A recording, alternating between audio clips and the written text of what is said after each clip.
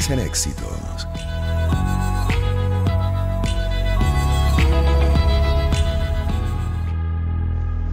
Leo de runrun.es este artículo que se dedica al tema que vamos a abordar con nuestro invitado, quien es presidente de la Cámara Inmobiliaria de Venezuela y que va explicando muy bien lo que es el drama de adquirir vivienda en Venezuela. El sueño de tener un apartamento o una vivienda propia cada vez se torna más difícil e inalcanzable en Venezuela. A los altos precios de los inmuebles se le suman los trámites burocráticos y altas sumas de dinero para poder hacer el registro.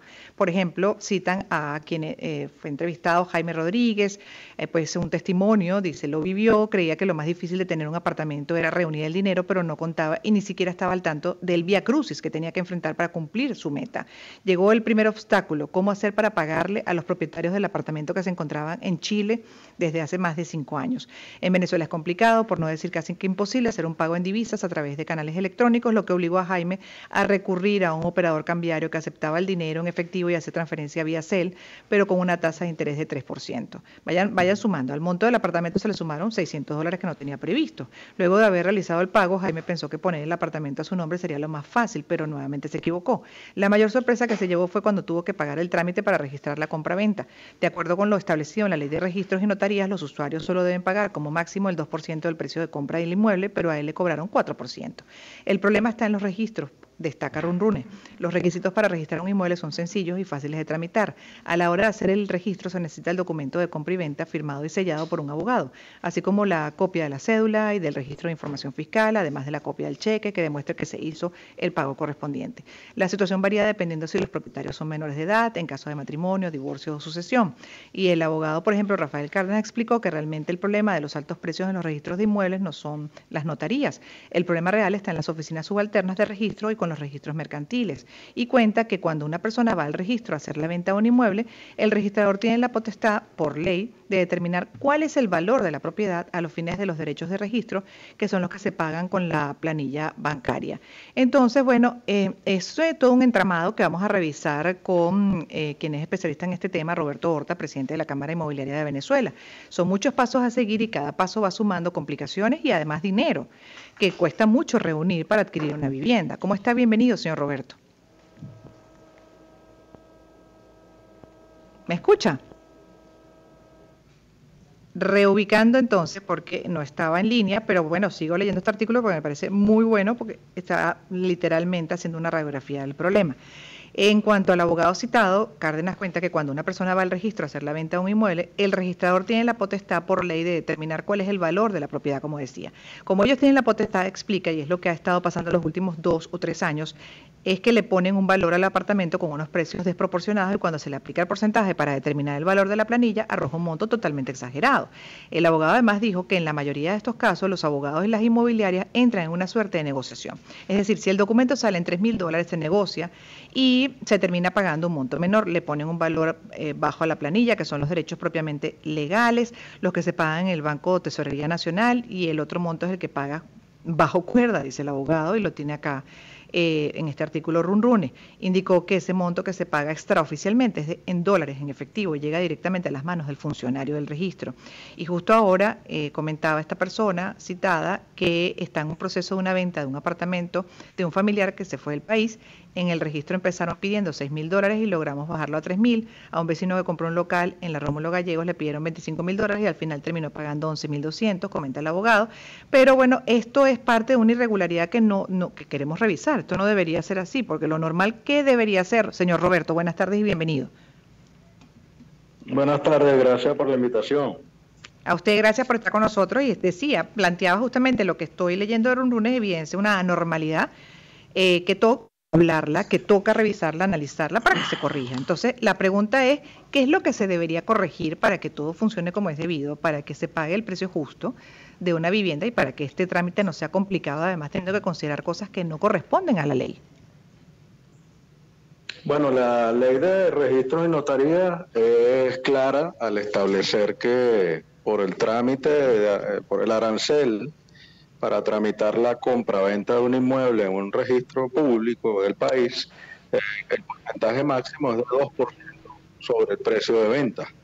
En la práctica, y nosotros recientemente hicimos una encuesta a más de 700 profesionales a nivel nacional, profesionales inmobiliarios, es que en la práctica al registrador bueno, y tengo que hacer la aclaratoria, algunos registros, cuando hacen la estimación del inmueble, ese arancel termina siendo entre un 5 y un 40% del precio de venta, lo que igual hace que este servicio de registro, que es un registro público, sea impagable para muchas personas.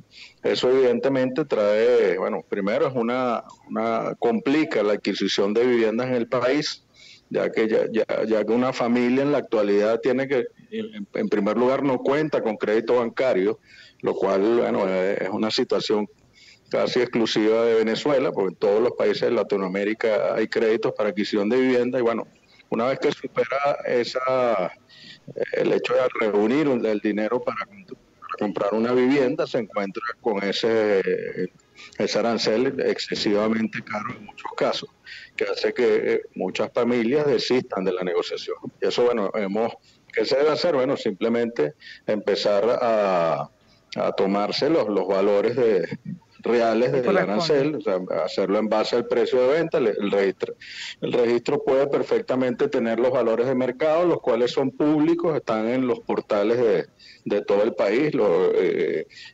Cualquier persona puede verificar cuáles son los precios de mercado en cada zona, digamos, a los efectos de evitar también la evasión que pudiera hacer alguien poniendo un precio menor al real. Entonces, basado en el precio de mercado, perfectamente un registrador podría estimar el 2%, que es lo que establece la ley y que es lo justo en estos casos, y que puede ser pagado por los usuarios de estos registros. ¿Me puede aclarar algo, señor Roberto? Porque la verdad que yo creo que esa experiencia la hemos tenido de una u otra manera, pues los venezolanos, ¿no? Cuando queremos comprar o vender algo.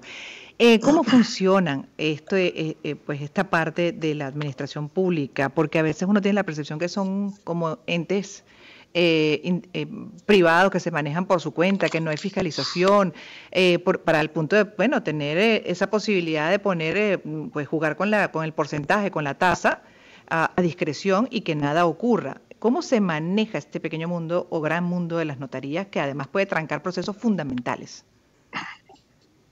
Bueno, nos referimos en este caso específicamente a los registros.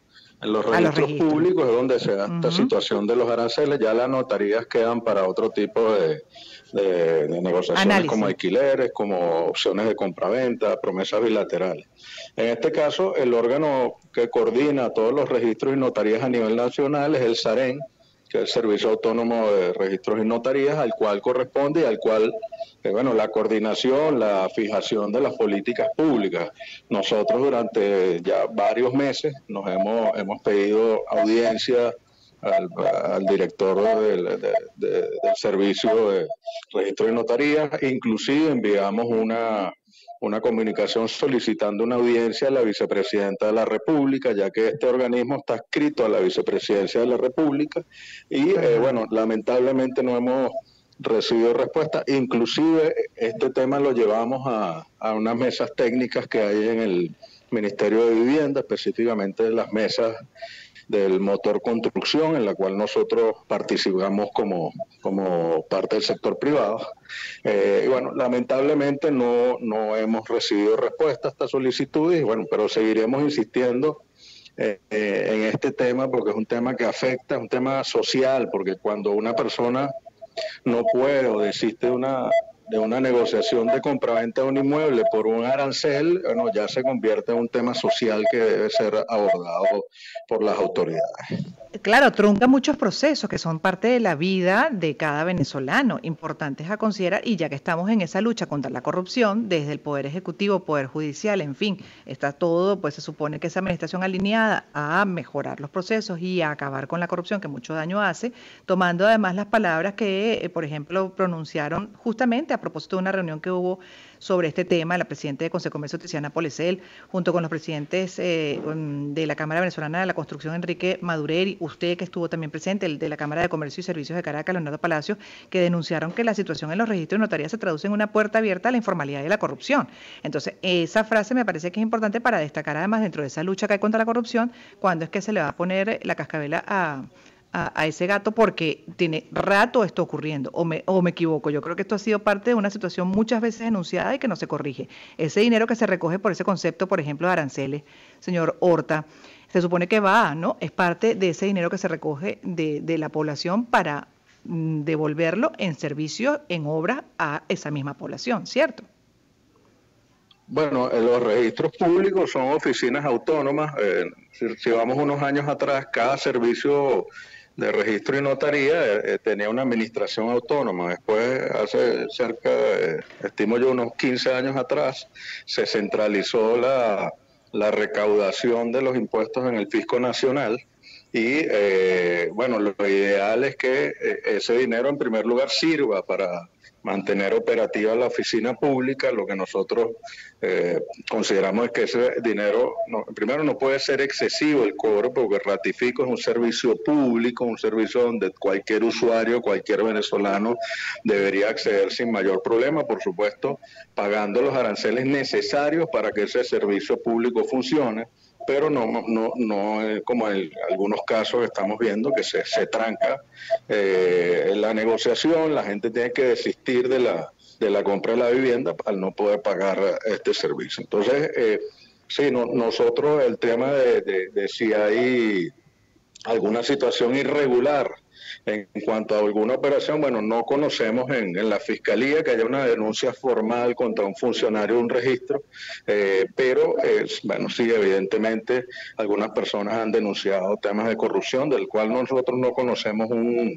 procedimiento formal de denuncia, pero evidentemente en redes sociales lo han manifestado. Claro, pero lo que sí es público y notorio y se ha denunciado y ustedes han pedido se revise es justamente esa discrecionalidad para variar en la tasa, ¿no? Que se supone por ley es 2% y puede llegar hasta 40%. Ya eso es algo a atajar y atender con urgencia.